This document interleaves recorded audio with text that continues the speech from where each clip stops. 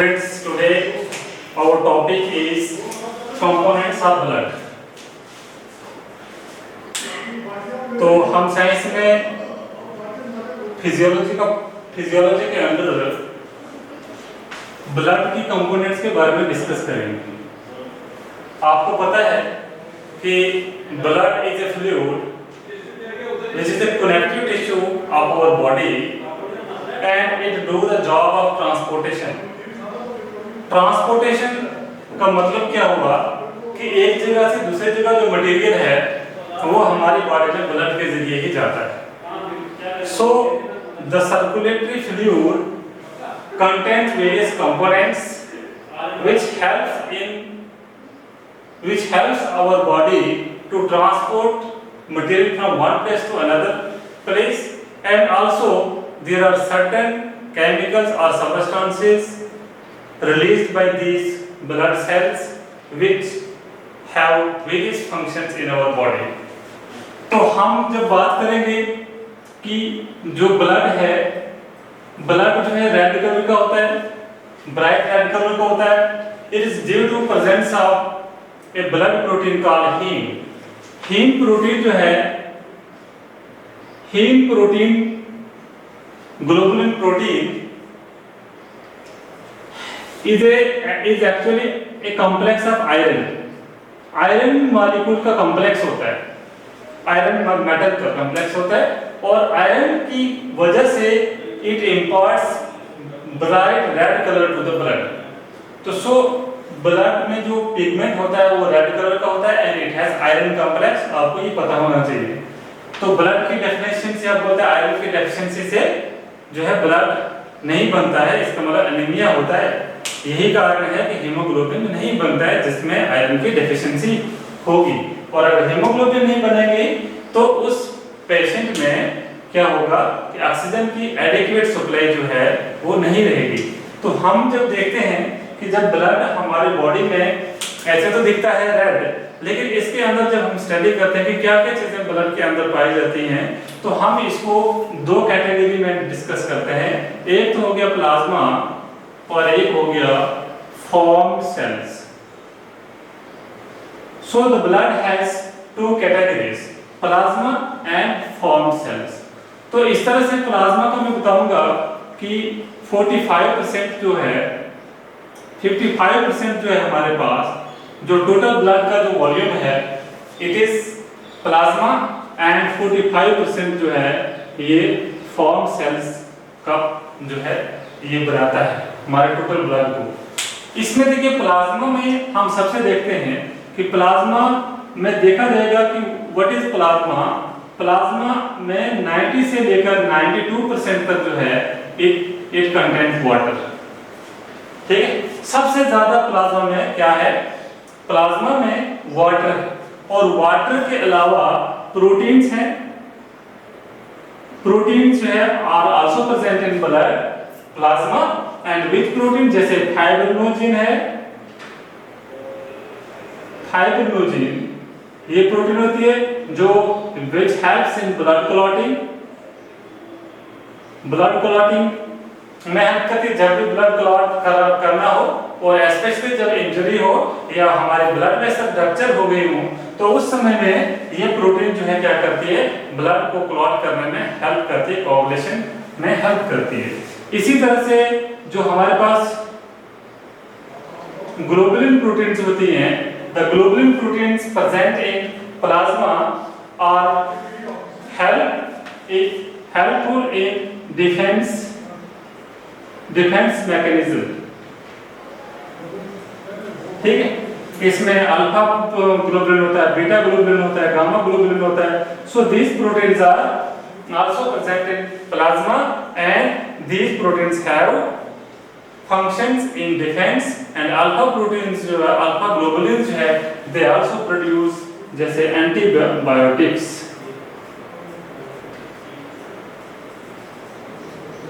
Antibiotics भी produce करती है। ठीक है, इसके बाद जो हमारे ब्लड में जो प्रोटीन होती है, एल्ब्यूमिन प्रोटीन जो है, सबसे एल्ब्यूमिन प्रोटीन जो होती है they are also present in our blood and these proteins helps in maintaining osmotic balance। हमारी बॉडी का जो ऑस्मेटिक बैलेंस है, जिस तरह से हम बोलते हैं, जो ऑस्मेटिक बैलेंस का मतलब क्या हुआ कि जो कितना फ्लूइड जो है हमारे ब्लड के अंदर रहेगा, कितना फ्लूइड जो है आउट ऑफ द जो सेल होगा मतलब ब्लड में रहेगा, कितना ब्लड जो है, ब्लड की जो फ्लूइडिटी है, ब्लड की जो मतलब कितना वाटर इसमें कंटेन करके रखना है, कितना बाहर भेजना है। जैसे आपको पता है कि हम जितना ज्यादा पानी पिएंगे उतना ज्यादा जो है यूरिनेशन होता है, तो यूरिन के जरिए हम एक्स्ट्रा वाटर जो है वो क्या करते हैं, जो एक्सक्रीट करते हैं। अब इससे ये डिपेंड करता है कि हमारे ब्लड की जो फ्लूइडिटी है वो मेंटेन करने के लिए दिस प्रोटीन्स आर रिस्पांसिबल, और प्लस में ये जो ब्लड प्रेशर को भी मेंटेन यही करती है। जितना ज्यादा हमारा लिक्विड और थिन ब्लड होगा उतना ज्यादा हमारा ब्लड प्रेशर मेंटेन रहेगा।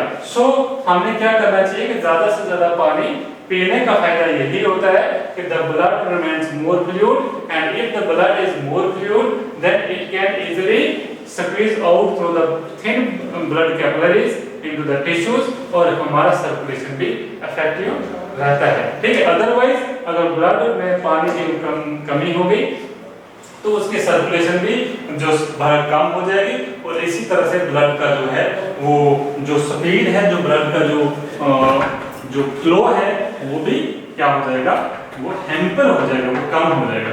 So this is about plasma of the blood. तो प्लाज्मा का बहुत बड़ा रोल है हमारे पास ब्लड में।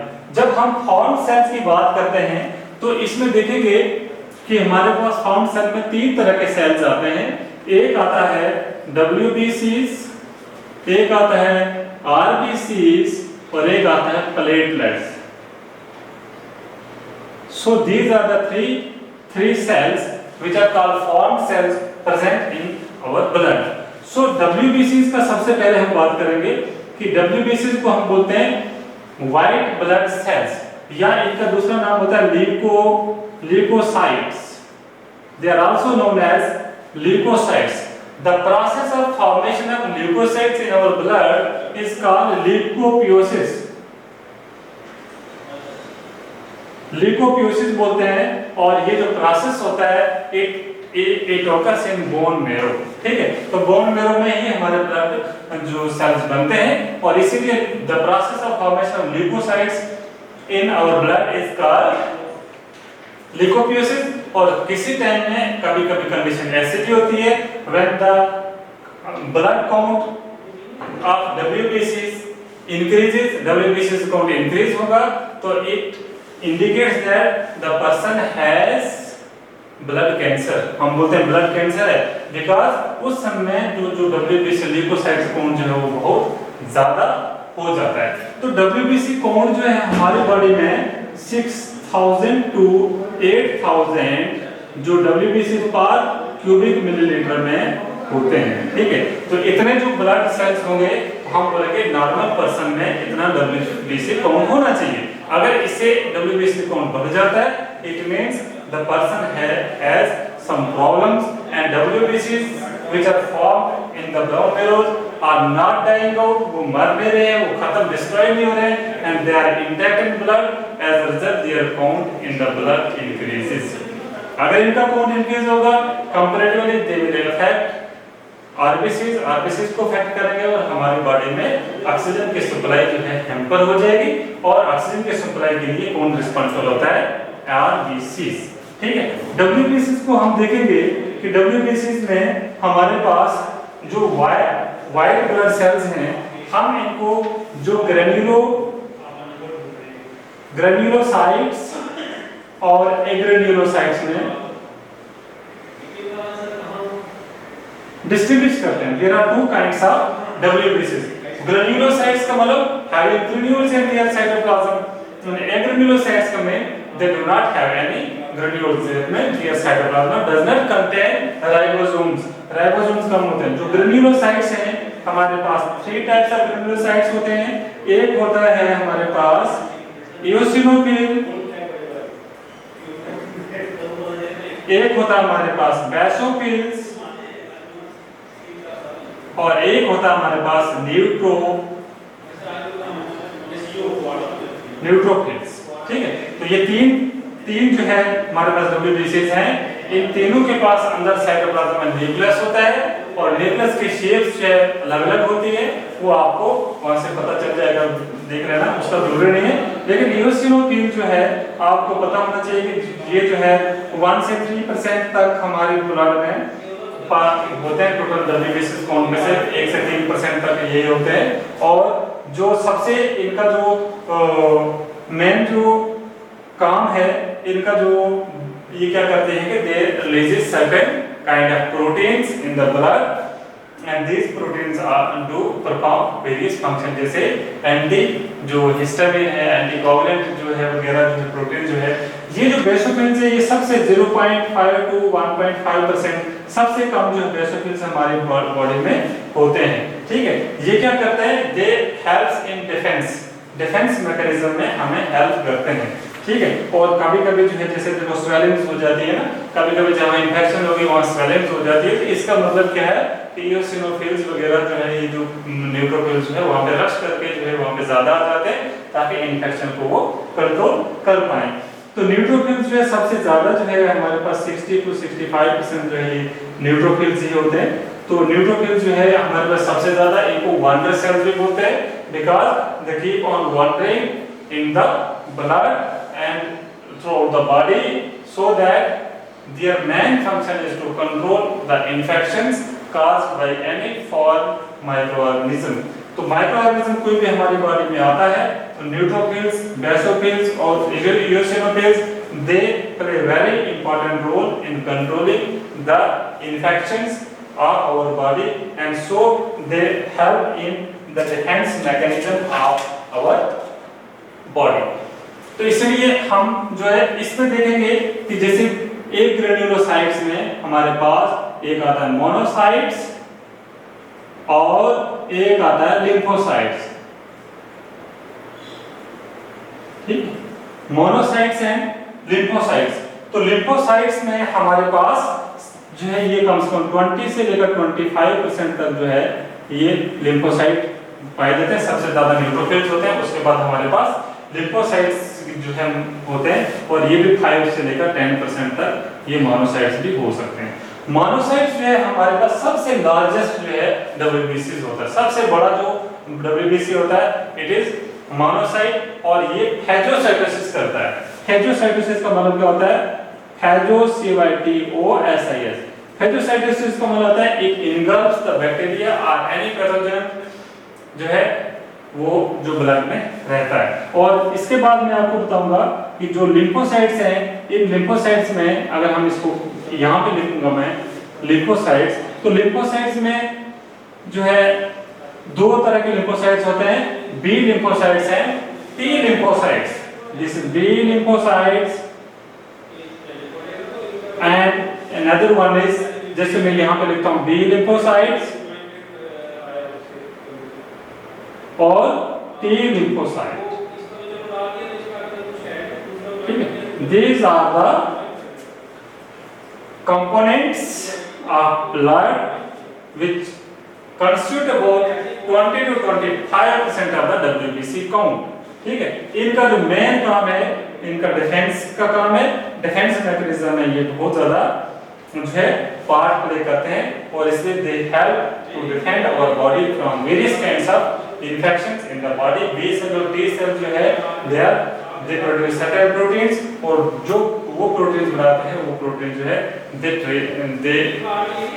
deal with the infection of our body। इसलिए WBC का मेनली काम जो है ये डिफेंस मैकेनिज्म है। इसमें मैं आपको ये भी बताऊंगा कि ये जो सेल जैसे न्यूट्रोफिल्स है, जैसे सेरोटोनिन है जो प्रोटीन से रिलीज करते हैं, जैसे ब्लड प्रेशर मेंटेन रहता है, इसलिए जो हिपैरिन प्रोटीन है, एंटीकोगुलेशन कोगुलेशन प्रोटीन है, एंटीकोगुलेशन काज करते हैं, इसलिए सेरोटोनिन, हिपैरिन जो है, इस तरह से जो ये सारे के सारे प्रोटीन जो है they perform different kinds of functions in our body. ठीक है, इसके बाद हम आरबीसी पे आते हैं।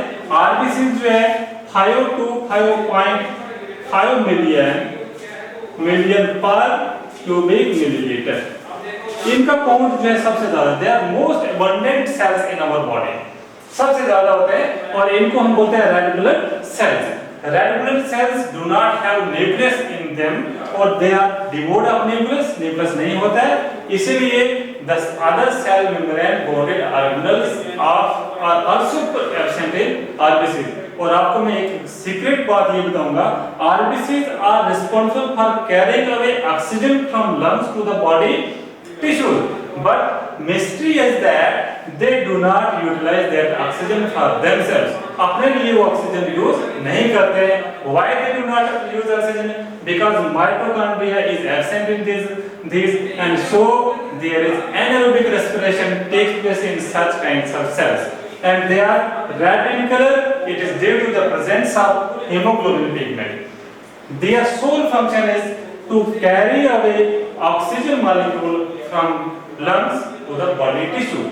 Their shape is discoid, जो है discoid shape cell होता है and due to that shape they easily squeeze out, they easily squeeze or they easily transported या move across the blood vessel. But इनका जो size होता है बहुत छोटा होता है और छोटा होने की वजह से इनका साइज की वजह से ये ब्लड कैपिलरी से टिश्यू फ्लूइड में पाए जाते हैं। बट ये जो है हमारे पास ये जो है सेल्स के टिश्यू फ्लूइड में सेंसर्स में रेयरली जाते हैं, they are confined in the blood vessels only. ठीक है, तो this is the RBCs. RBCs जो सबसे ज्यादा मात्रा में होते हैं, इनका जो लाइफ स्पैन होता है 120 दिन का होता है। ये life span is 120 days and the formation of RBCs in our blood is known as arthropiosis. Arthropiosis is the process of formation of RBCs in the bone marrow और इन इसीलिए इनको आर्थ्रोसाइट्स भी, जो अदर नेम जो है ERTH और आर्थ्रोसाइट्स, they are also called as arthrocytes. So this is the most abundant formed cells in the blood. ये सबसे ज्यादा जो है इनका जो काउंट होता है और आरबीसीज काउंट हीमोग्लोबिन काउंट में हम बोलते हैं 12 से लेकर 16 ग्राम तक पर 100 ml ऑफ ब्लड में इतना होना चाहिए पर एक नॉर्मल पर्सन का, जिसको हम ब्लड टेस्ट से ना पता करते हैं। लास्टली जो है platelets are also known as thrombocytes. Thrombocytes they are also known as thrombocytes और जो प्लेटलेट्स होते हैं they also contain nucleus, they are small cells and आपको मैं बताऊं कि they play very much important role in coagulation, blood clotting में help करती है, blood clotting में help करती है और so they help in healing of wounds। तो wounds को heal करने में भी the blood platelets help करते हैं because they produce fiber-like proteins and these proteins form the network-like structures at the rupture site of the blood vessels and ultimately the blood vessel which have been ruptured is blocked by the network of fibers and blood stay inside और blood का flow जो है वो बाहर के लिए रोका जाता है। तो this is the function of both platelets. So these are all the components of blood. ठीक, जो ये सारे ब्लड के कंपोनेंट्स हैं, इसमें आप नोट्स में अच्छी तरह से देख लेना और आपको ये पता होना चाहिए कि जो ये सारे के सारे सेल जो है they work together to perform various kinds of functions in our body. Thank you.